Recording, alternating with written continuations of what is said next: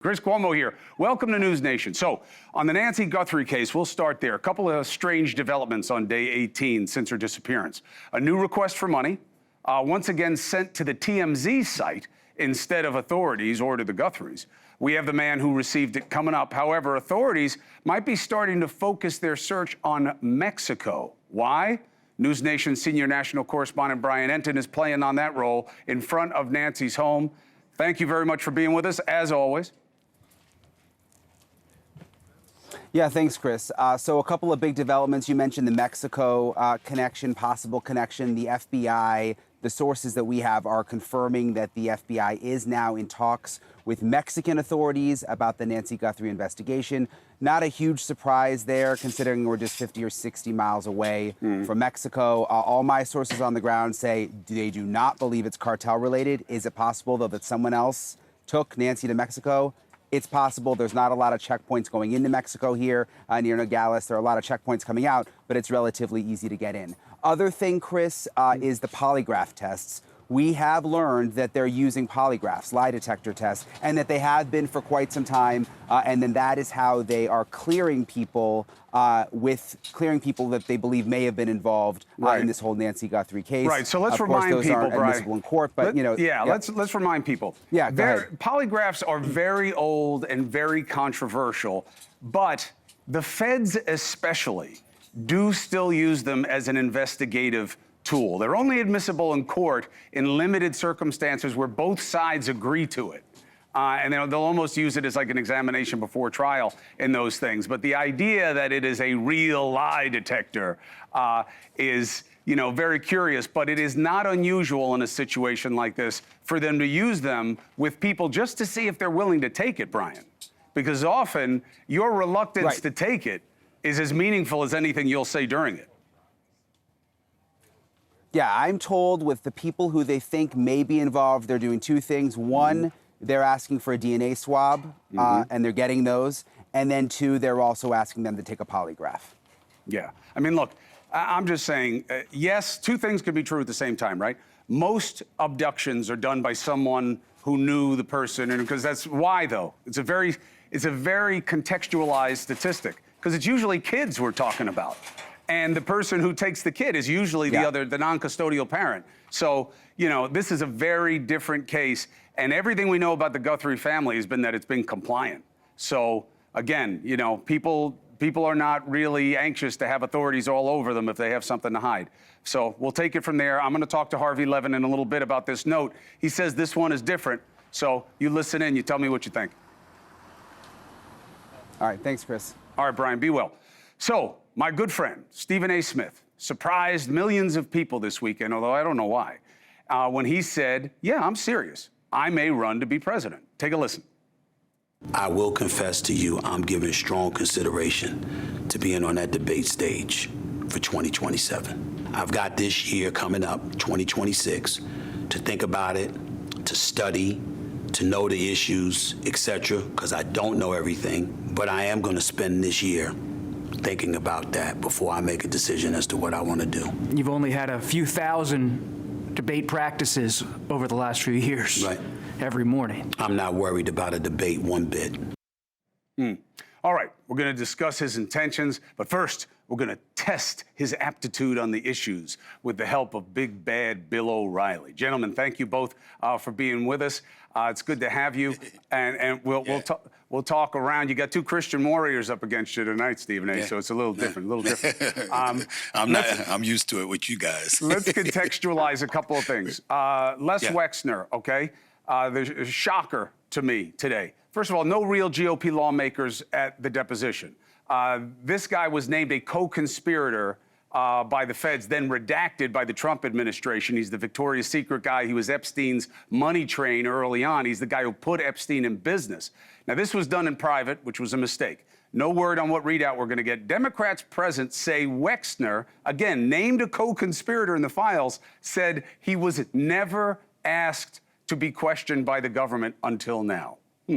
This happened the same time as Bongino and Kash Patel on his podcast talking about the success at the FBI, never mention Epstein. Raises the question, Does the right really think they can ignore Epstein out of relevance? That's our first topic. Second topic is going to be the big concern that Bill has been reporting on for the last couple of days. You know, there's so much asset movement around Iran. It does seem highly suggestive that the regime may be in for some hellfire from Uncle Sam. So let's start with your take on the Wexner situation, how it's being played by the GOP here, and what you think happens. Stephen A. Well, I definitely think there's no question they've tried to throw this on the back burner. And you know what? The reason why it's such a big deal is because you had the president campaigning on this issue, talking about how he was going to release the files. And you had people like Pam Bondi and Bongino and others hell-bent on the files being released. And then Pam Bondi, if I recall correctly, was in front of the camera once he had won the presidency, saying, I have the files on my desk. You know, I've seen them and all of that stuff. And then when it was time to show something, she had nothing to show. She didn't want to show anything. And Trump was back in front of the camera saying, what's the big deal? And so remember, he's apolitical. He's not your typical politician, doesn't really consider himself a politician. And the level of transparency, his followers, his supporters believed that he would always do or provide without hesitancy. It was a reversal to some degree. And so it was inconsistent with who they knew Trump to be in their eyes. And obviously those working under him with his administration. And that had a lot to do with the level of trepidation and cynicism that people have been walking around with. And we've seen evidence about that, whether it's Marjorie Taylor Greene or various others who have supported him throughout the years. They certainly seem to be turning in a different direction because of that. So that's where we get all of that from. Hey, Bill, do you think that this stays for the midterms or no? This story will stay forever, just like the Kennedy assassination story. It'll never go away. Never. And the only way it gets resolved is if a alleged victim comes up and says, Wexner did this to me on this day, in this place, Epstein was there. That's the only way. And I just, Stephen A., you know, there are 3 million pieces of paper, and I don't think Pam Bondi could find a desk big enough to have all of that paper, and that's why she didn't put it out. She shouldn't have said 3 it. million. She shouldn't have said it. She said it, though. I mean, look, we understand what this is. It's a political witch hunt to try to find stuff that would damage Donald Trump. In the process, they've damaged Bill and Hillary Clinton, who will testify next week, and thousands, literally thousands of other people whose names have been linked to Epstein. Maybe it was a DoorDash guy. It's in the files. Yeah, he got a burger at this time and Bart delivered it. I mean, it comes to a point where a victim has to emerge in order for this story to move forward. And no such victim has emerged. Well, the survivors have come out over the years again and again. They say they gave DOJ a list of people who knew or should have known. If you're going to do Wexner, it's got to be Wexner. Well, look, we'll see. I can't believe they never talked to him before now. All right, so let's pivot to this other one. Iran, I thought at first, I'll be honest, Bill, I don't know how you do regime change remotely. And I do, not to get too into the weeds of the history, but as Stephen A. and I both know, you know, you are the historian. You could make the case that the United States owes Iran for what happened around the events of the Shah and bringing in these Ayatollahs and how that happened. And that the United States may have some type of responsibility to help these people get their country back. But do you believe that the U.S. is seriously going to bomb remotely? And do you think that's enough to move the needle? Well, number one, you make a good point, Cuomo, that we do owe the Persian people because the United States and Great Britain was responsible for the Shah. The Shah transferred all oil assets to the USA and Great Britain, the biggest asset transfer in the history of the world. And then they propped up the Shah when he abused his own people. So that is absolutely true. So I talked to President Trump directly about this. The president would like a deal. This is like Maduro.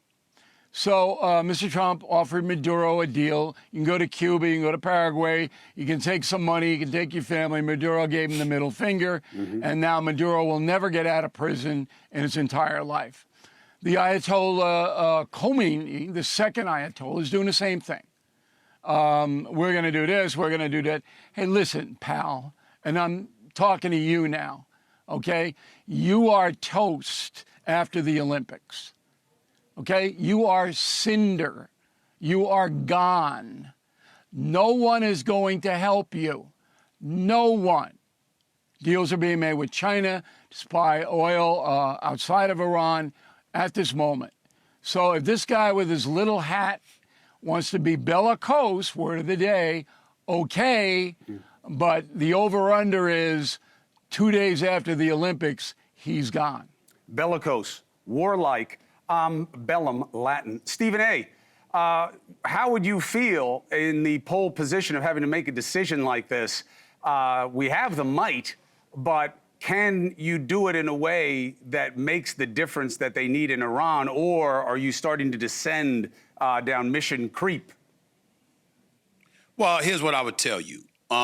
We all know that how tight President Trump is with Benjamin Netanyahu. We all know that Netanyahu and Israel's primary objective is to make sure that Iran never has a nuclear weapon. And so Trump has already bombed him once. I don't think he would hesitate to do so again on behalf of Israel if Netanyahu and Israel wanted him to do such a thing again. And Iran wasn't cooperative. So I don't put anything past Trump when it comes to that. In terms of his support, his unwavering support to Israel and the Jewish community. And I think because of that reality alone, we can't rule out the possibility of a second strike against Iran. If you are its leaders, you're of the mindset that he'll never take you alive. And we've seen them being proxies for terrorists in the past. We know how they operate, and they have absolutely no problem whatsoever, dying for their cause. This is the impression that they've given. Trump has been adroit, at least from appearances' sake, in terms of ingratiating himself with folks in the Middle East. So he has some support, at least in his eyes, it's something that's a support rather that he could garner, and it could offset the negative momentum that is perceived will come his way in the event that he would bomb Iran for a second time. But we can't say that for sure because the Muslim world probably would be up in arms, and who knows what would happen. But I'm just guessing. I don't know. Okay, and that's let me why I'll jump give it in back here. to Bill. All right, as Stephen A.'s Secretary of State, which I'm sure he'll appoint me, okay, I'm going to say to him right now, not about Israel. Israel's a small component.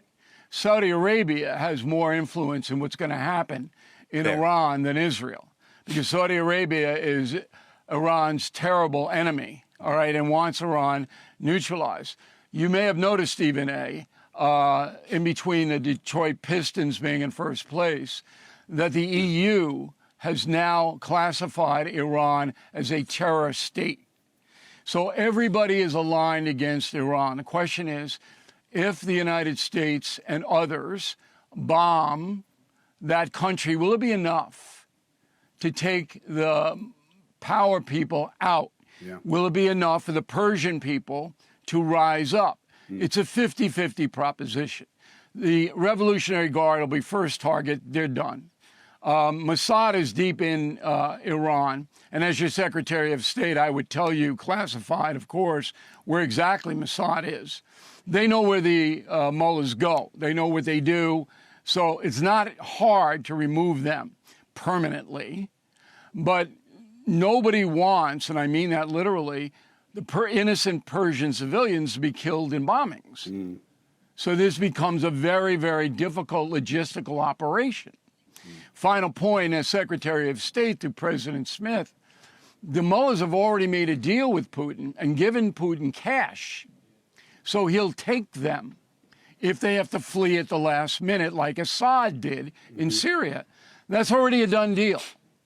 So my prediction is that there will be military action against Iran, and I don't know if the Persians will be able to overthrow, but there is a good chance they will. Well, I appreciate Stephen the A. education. I appreciate the education. I receive it all the time when I'm on with you two. I have no aversion to that whatsoever. What I would say, however, is that while I don't, and because I'm in no position to disagree with anything that you just said, Bill, I can't ignore the relationship between Trump and Netanyahu. I can't ignore how Israel repeatedly takes the position that the last thing on earth that they would want is Iran having a nuclear weapon. Right. And I'm not saying that that is the primary thing, but it is always a relevant thing that can't be ignored, it's a factor. particularly with Donald Trump. It's a factor. What Particularly Bill with is, Donald what Trump. Bill is factor. flagging is that where we are right now, the last thing Donald Trump can say is, I'm doing this for Bibi, or we got to take care That's of fair. Israel. Like right That's now, fair. nobody wants to be in that position because of the state of play on the right and the left, Yes. which, you know, True. I'll save it for another platform on another day. But I really think that Israel has been done dirty in this. All right, we're going to take a break. When we come back, we're going to talk about what's happening with affordability. And then, wow, can you imagine Bill O'Reilly as Secretary of State? How many people would he piss off the first week? The president says affordability is not an issue. It's not even a word. I'm taking off on my economic tour again. I'm going to Georgia to show all you people how good it is. Bad economy, affordability, fake news. You buy that? Next.